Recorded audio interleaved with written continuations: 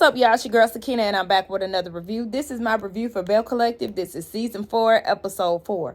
So the episode picks up where it left off last week with Glendale grabbing the mic, and we got JJ in the crowd acting like his biggest fan because he know what's about to happen.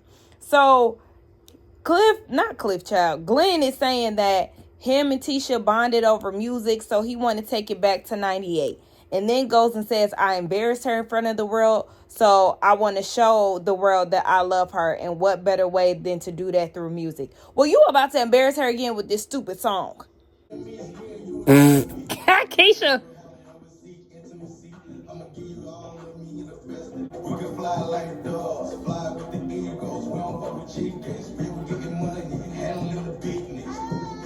Get up.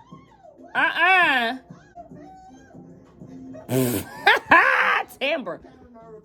Child, this whole thing was a mess. And JJ assessed the situation just how it was. Glenn wasn't really sure if the people was vibing with his music, but if you ask me, all he needed to do was look at Willie, okay? Willie was all of us. What is going on? What is this? Immediately no. Tisha is sitting there crying. Akeisha looked confused. Tambra looking like, what the hell? You could have played this for her in y'all living room.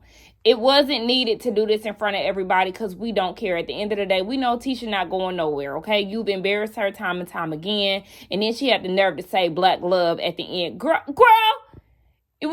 listen, Miss Y-side pieces are winning. Black love and my husband keep cheating on me after he done gave me a new ring and all of that. We ain't trying to hear that, okay? We do not look at you and Glenn as black love at all.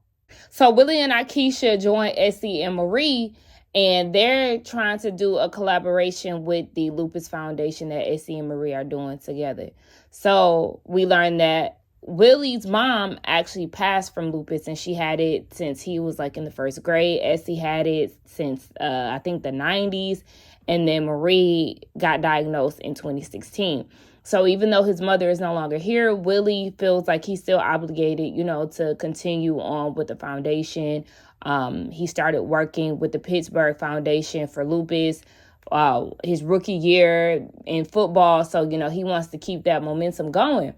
So, Akeisha said they are going to basically be on the back burner when it comes down to it because they do have a lady that's already in place that's taking over everything. So, they're just nervous that this can be pulled off within a short amount of time. But they sit down and they eat some food, and then they talk about Tisha's event. So, that's what the mess gets straight to it. So we're not going to talk about Glenn's rap. Now, Willie, the rap was not his thing. He said that's not something that he would do. Akeisha was like, maybe it's because you don't know how to rap. But then they get into how Tisha just really falls for the okie doke every time. And this is really Marie, being vocal about that. She said that she doesn't feel like Glenn is going to change. He is who he is. And all he could do is, serenade her with a rap. And he got her wrapped around his finger. And she was like, he shows signs of Cedric, Marie's husband. And, they start talking about the whole side pieces are winning. And Marie was like, you can cook, clean, and everything else. And they still gonna cheat. Exactly. So, at the end of the day, you just gonna have to let Tisha be who she is and do what she do. Because at the end of it all, she ain't leaving Glenn. Because if that's the case, she would have did it already. And side note, I don't know what Willie was wearing, but he came in there looking like Eric Benet. He had on a button-down shirt that had a few buttons open. He had some bootleg or straight leg jeans and some flip-flops. What is this? What was that outfit, Willie? Oh, yeah. Willie did say that he wanted to see if Tambra could promote the event on the radio. And, of course, Maria's like, But the thing is, Maria, again, you need to learn how to put stuff aside. And, she said that that's what she was going to do. But at the end of it, that facial expression said it all, girl. Just think about the event and keep personal where it's at. Willie, yeah, the fashions just ain't there. Willie got a lot of stuff to say about a lot of people, but I think he's definitely, out of the men, he's the worst dressed. I'm going to need him to get that together. But he gets all the men together. Him and Cliff are the first to arrive, and Cliff mentions side pieces. Now, to him, he thinks that Letitia has a side piece because of the book that she wrote, why side pieces are winning. No. Now, we were all very confused about the book, but I think we all can grasp that the book was about relationship troubles and how the side piece can come in and creep in and get your man. I mean, that's what I believed it to be. Because I remember when she introduced the book, I was like, wait, so this is going to be a situation where Letitia reflects about, what she did wrong in the relationship and, what she could have done to prevent him from cheating, yada, yada, yada. But, Cliff, he likes to influence Glenn and, feed his mind with all kind of stuff to where he will continue to be at odds with his wife. But in fact, Glenn is the true villain here. So I don't understand why Cliff is trying to make it seem like Tisha out here doing whatever. And if she is, then baby, she can do that. But at the end of the day, I just feel like they just need to go ahead and part ways. But if she is getting her a little side piece, then she is well within her right. So, the life of the party, JJ, he arrives. And before Glendale gets there, Willie and JJ tell Cliff that basically he been stirring the pot.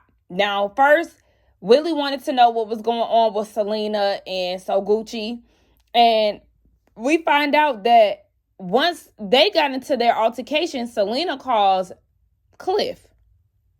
And we're all wondering, why did she call Cliff? And then he goes and says, well, Latrice, she trusts me.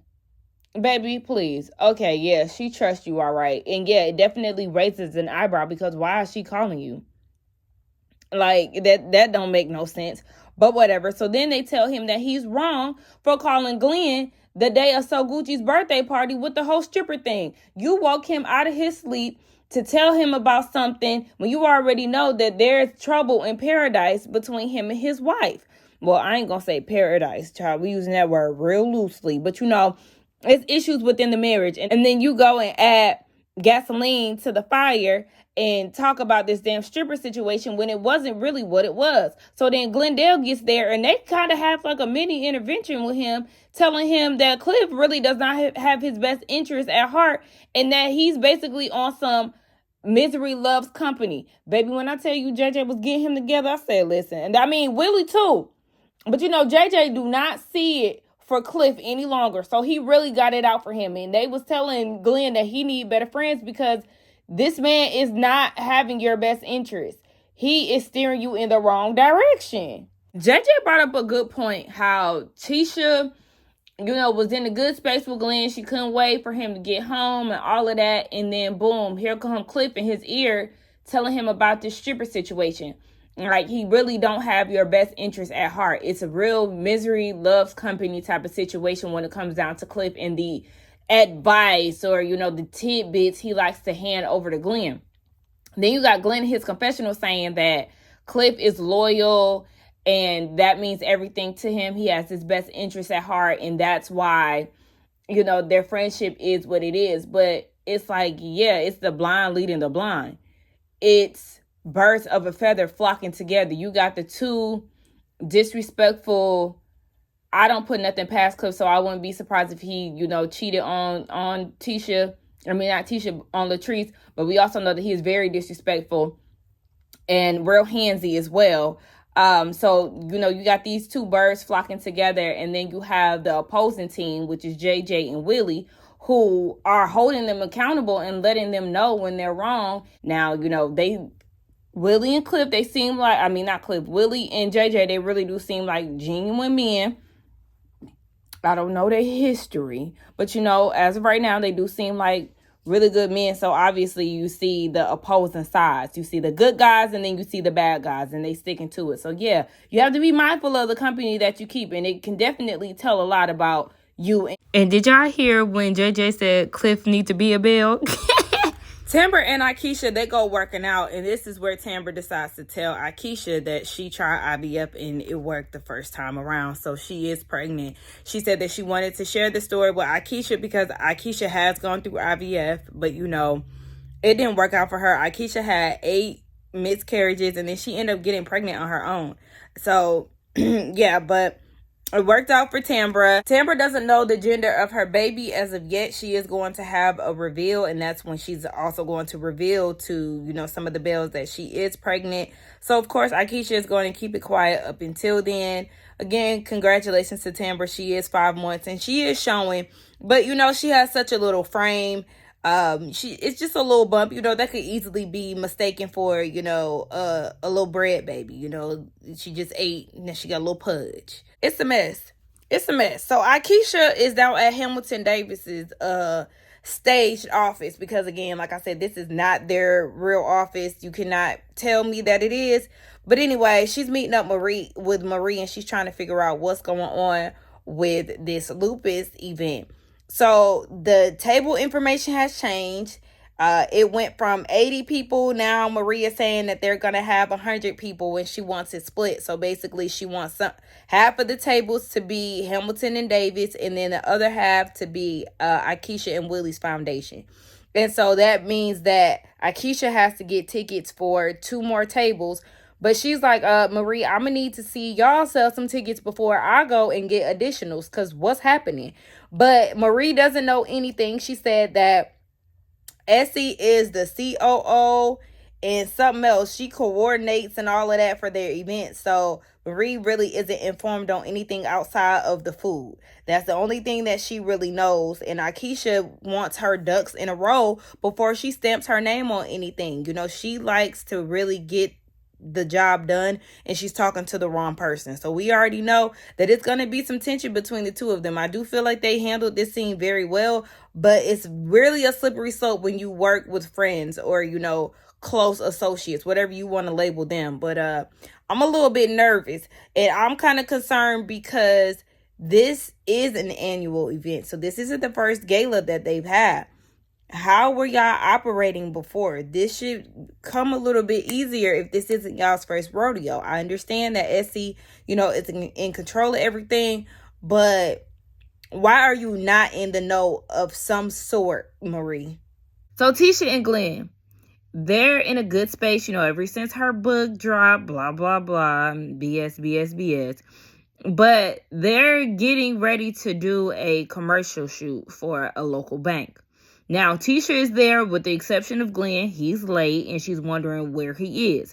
So once he finally gets there, I think the bank owners, they were trying to show them the product and what they will receive in the mail. And in the midst of this, Glenn is like, Tisha, can I talk to you in private? And she looking like, what? Right now?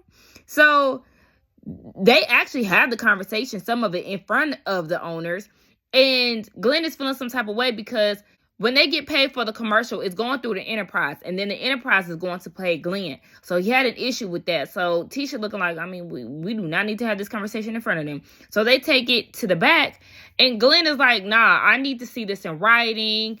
I don't want to get paid through you. And Tisha's like, well, so you don't trust me? You think I'm going to scam you out of some money? Like, I've never done that before. You never had an issue with this before. What's going on? Now you sounding like Cliff. Why you say his name? Because Glenn talk about, Cliff said that you will react like this. Oh my gosh. Like, is Cliff your man? I don't understand. This is ridiculous. This is getting strange. And what the hell is going on? At this point, y'all need to just go ahead and run off into the sunset and leave Latrice and Letitia where they at.